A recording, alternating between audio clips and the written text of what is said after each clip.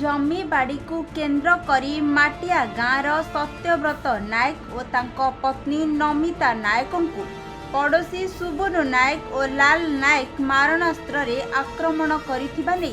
सत्यव्रतंको पिता प्रदीप्त नायक थाना रे एतला दैछंती। पुलिस दुई जन को थाना रे अटक रखिथिबा बेले उभय पक्षरु थाना रे एतला होइथिबा थाना अधिकारी संजय कुमार मल्लिक सूचना दैछंती। एतला मुताबक राजकनिका थाना जागुलेपड़ा पंचायत माटिया गाँव रे मंगलवार जमीबाड़ी विवाद को माटिया गाँवर प्रदीप्त नायकों पुओ सत्यव्रत नायक और बोहू नमिता नायकों को संध्या समय रे संघबद्ध भावे सेही ग्रामर 3 ରୁ 4 जन युवक मरणात्मक आक्रमण करिसंती। आगरू जमी बाड़ी को नहीं प्रदीप्तों परिवार और सुबुनुंको परिवार मध्य विवाद लगी रही।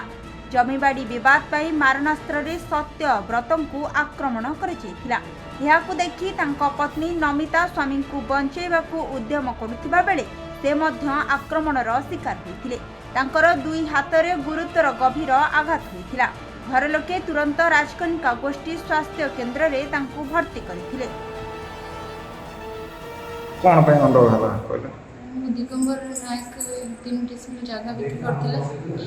जगह मप्पा हबारो देखिलो तांको दुकानटा आम जगह पड़ुथिला। से तापरठू आम जो दखल पे गलु से आमको दखल दबुना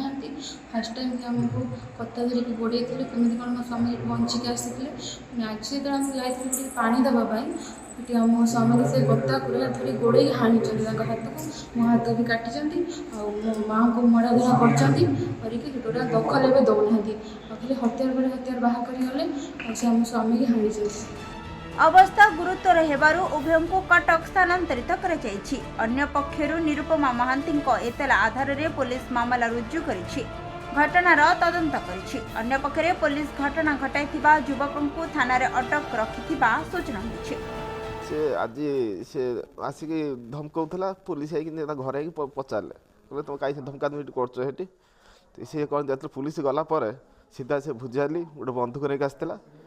सीधा ता 4-5 जन आसिले सी ता पुतुरा से लाला आसिले आसिक सीधा हाणिले मत हाणिले मत से बचा जा मुंड गुटे से हाणिले हाथ 4-5टा आंगुली तार हाणिदेले हाणी दे 5टा आंगुली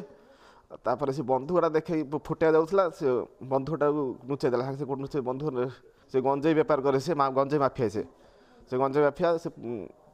कहू से आम हाणे हणाणी कला से जगह बाड़ी केस थिला जगह तो आम तो ये होता से थाना लगे तुम कहीं गाड़ी गोड़ दौच एति खाली कहीकि आसी थाना वाला सागे सागे तो आमको हाणी आसिक आम स्वामी स्त्री दुकान थिलु सब मो स्वामी के आसिक धमकाई हाणी मार ये कर आज पासे आम सब स्वामी के जगह सब आसे आज कौन पुलिस आम खबर देते ये सब हाणी मारी बोली आम पुलिस की कही पुलिस जाकि घर को जाकि कहीकले तुम ये कहीं कर पचे आसला 4-5 दिन कि 10 जन खड़ हे आसिक मो स्वामी की धमकाइले हाणीमी हाणीमी बोली मुझे बचाई मो हाथ को हाणी पकड़ा मो स्वामी मुंड को हाणी पकड़ा सुबुनु लाला आ 5-6 जन मु देखना जानी सुबुनु लाला 2 जन तक आसिक मो स्वामी मुंड चोट पकड़ा मो हाथ 2टा को हाणी पकड़ा। केन्द्रापड़ारू मलय कुमार साहू रिपोर्ट खबर ओडिशा।